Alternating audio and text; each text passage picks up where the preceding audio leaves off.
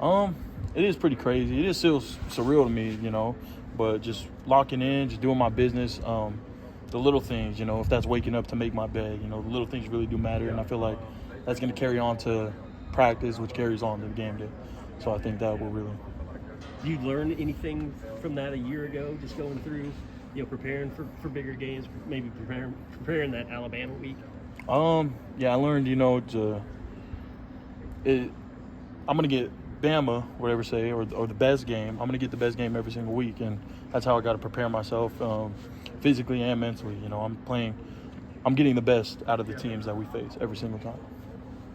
Dude, I'm sure it's tough while you're in the game worrying about yourself, but what did you think of David on Saturday? It seemed like he was really disruptive. Oh yeah, he's very disruptive, man. He's been grinding. That dude's been grinding. A bunch of our guys in our room been grinding. They all got their heads down and they're willing to work. And you saw from Saturday, a bunch of guys came in and did what they needed to do. So. What did you think of the defense overall against Illinois State and just that performance?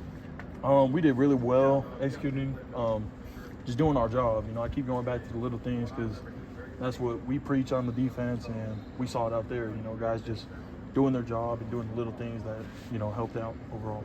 When you guys, you go to the sideline, you're not watching, what the other defense is doing, but is there a little bit of a pride factor in this? If people, are going to compare your defensive line to their defensive line as two of the better ones in the country, you kind of want to win that matchup just on television almost? Yeah, I think our whole group wants to be, needs to be actually the number one. So that's what we're striving. We don't really look at the charts and whatever, but it's definitely a factor. Like it puts us in a place where we need to work harder every single time. So.